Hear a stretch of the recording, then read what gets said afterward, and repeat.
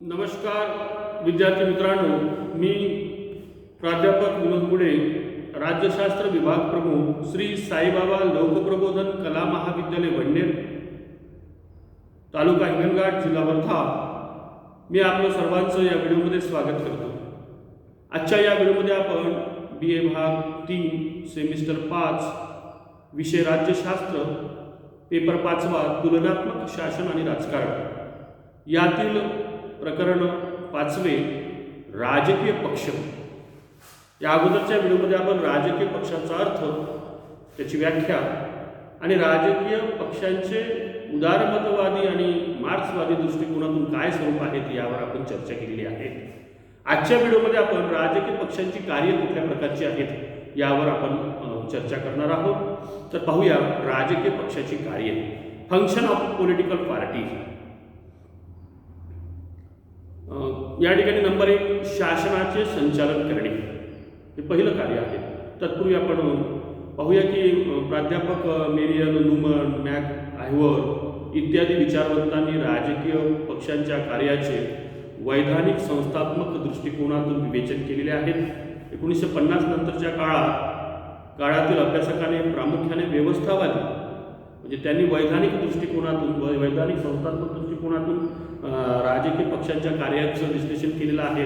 तर 1950 नंतरच्या काळामध्ये व्यवस्थावादी दृष्टिकोनातून खऱ्या अर्थानं राजकीय पक्षांच्या कार्यांची चर्चा झाल्याचं आपल्याला दिसून येते. एकंदरीत राजकीय पक्षांची महत्त्वपूर्ण कार्य कोणती आणि किती आणि कोणती याबाबत अभ्यासकांच्या मतामध्ये भिन्नता आहे. या दोन्ही दृष्टिकोनातून आपण राजकीय पक्षांच्या कार्याबाबत चर्चा करूया. नंबर 1 शासनाचे संचालन करणे. शासनाचे संचालन करणे हे राजकीय पक्षांचे सर्वात महत्त्वाचं काम आहे. म्हणजे सत्ता प्राप्त करणे आणि सत्ता प्राप्त झाल्यानंतर सरकार चालविणे, राज्यव्यवस्था चालविणे, शासन कारभार सुस्थितीत आणणे, देशाचा सर्वांगीण विकास करणे. याचा अर्थ शासनाचे संचालन करणे हे राजकीय पक्षाचं अत्यंत महत्त्वाचं आणि प्रमुख कार्य आहे. कुठलाही पक्ष काय करतो? सतत सत्ता प्राप्त करण्यासाठी धडपडत असतो, लोकांमध्ये मिसळत असतो, लोकांच्या समस्यांना कायद्याचं रूप देण्याचा प्रयत्न करायचा असेल तर त्याला सत्ता प्राप्ती करावीच लागेल. आणि सत्ता प्राप्ती केल्यानंतर शासनाचं संचालन करणे हे राजकीय पक्षांचं सगळ्यात महत्त्वाचं काम आहे. राजकीय पक्षांचे ध्येय ठरलेले असतात, त्यामुळे सरकारच्या संचालनाची सूत्रे आल्यानंतर कोणता कार्यक्रम राबवायचा, म्हणजे नेमके काय करायचे हे सत्तारूढ पक्षासाठी स्पष्ट असते. बहुमत प्राप्त करून सत्तारूढ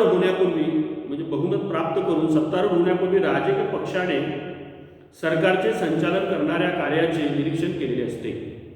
राजकीय पक्षांची संघटना ही देशव्यापी स्वरूपाची असते. काँग्रेस पक्ष असेल, भारतीय जनता पार्टी असेल, आपल्या देशामध्ये जर आपण विचार करतो तर देशव्यापी स्वरूपाची त्याची संघटना आहे. प्रत्येक जिल्ह्यामध्ये, तालुक्यांमध्ये, मोठ्या मोठ्या गावांमध्ये, छोट्या गावांमध्ये सुद्धा राजकीय पक्षांची यंत्रणा ही पोहोचलेली असते. त्यांचं संघटन त्या पद्धतीचं असतं.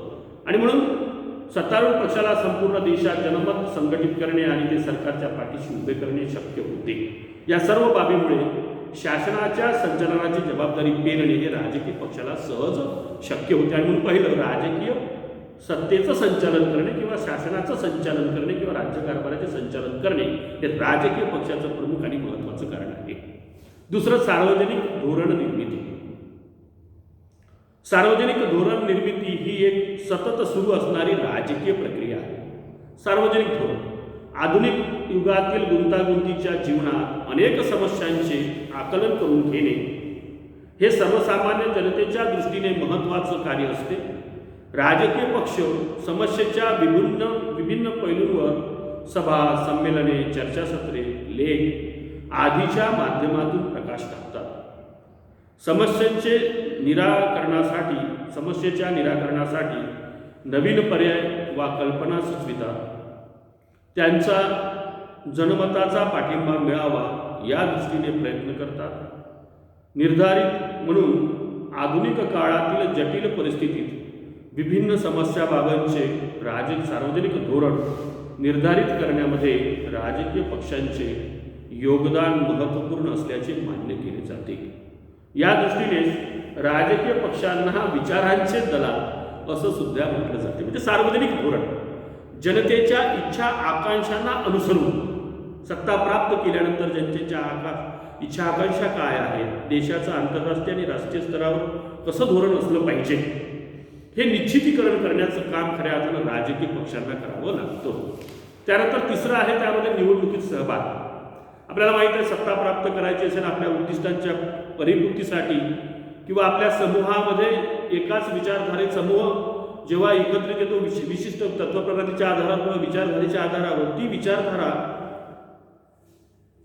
परिपूर्तीसाठी राजकीय पक्ष निवडणुकीमध्ये सक्रिय भाग घेतात. ते निवडणुकीमध्ये आपले प्रतिनिधी उभे ठेवतात, त्यांचा प्रचार करतात, त्यासाठी पैसा उभा करतात, मतदारांना जागृत करतात. राजकीय पक्षांच्या सहभागामुळे निवडणूक कार्याला एक विशिष्ट पद्धती व शिस्तबद्धता येते. निवडणूक सुरळीत पार पाडणे शक्य होते. सर्वात महत्त्वाचं म्हणजे राजकीय पक्षांमुळे सत्तांतर हे शांततामय मार्गाने घेऊन येते. राजकीय पक्ष असल्यामुळे कसं आहे, सत्तेमध्ये बदल जो आहे नाही का, काँग्रेसची सत्ता, भाजपची सत्ता किंवा बहुजन समाज पार्टी असेल, शिवसेना असेल, RPI असेल, जनता दल असेल, असं सत्तांतर या राजकीय पक्षाच्या माध्यमातून शांततामय मार्गाने घडून येते. हे मात्र महत्त्वाचं आहे. हे सुद्धा कार्य राजकीय पक्षांना करावे लागते. त्यानंतर चौथा आहे लोकशिक्षण. राजकीय पक्षाद्वारे लोकशिक्षणाचे कार्य होते. पक्ष प्रचारासाठी त्यांना केलेल्या प्रयत्नातून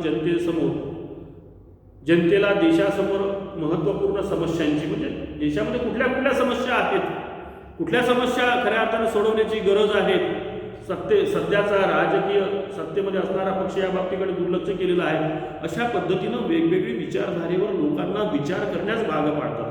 त्यातून खऱ्या अर्थानं जनतेला शिक्षण मिळतं, राजकीय शिक्षण मिळतं, देशातल्या कुठल्या समस्या महत्त्वाच्या आहेत याची सुद्धा जाणीव त्यामुळे होते. त्यांच्याच प्रयत्नामुळे खऱ्या अर्थानं महत्त्वपूर्ण प्रश्नावर लोकमत संघटित होते. संघटित लोकमतामुळेच समस्यांचे निराकरण करणे शक्य होते. म्हणूनच राजकीय पक्षाने लोकशिक्षणाचे कार्य महत्त्वपूर्ण ठरते. त्यानंतर पाचवा आहे राजकीय जागृती निर्माण करणे.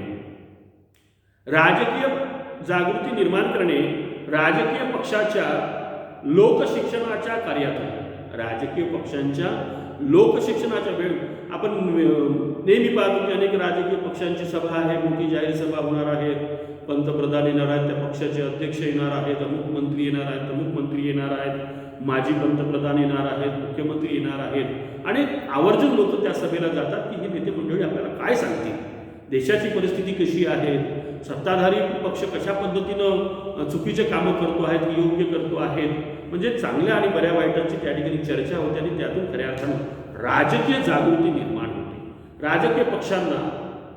राजकीय पक्ष लोकांना शिक्षण देण्यासाठी सार्वजनिक प्रश्न, सार्वजनिक धोरण यासंबंधी माहिती देत असल्यामुळे जनतेमध्ये जनजागृती निर्माण होते. विद्यार्थी मित्रांनो, मी या ठिकाणी इथंच थांबतो आहे. हा व्हिडिओ बघून आपण लाईक करा, सबस्क्राईब करा आणि शेअर करा. धन्यवाद.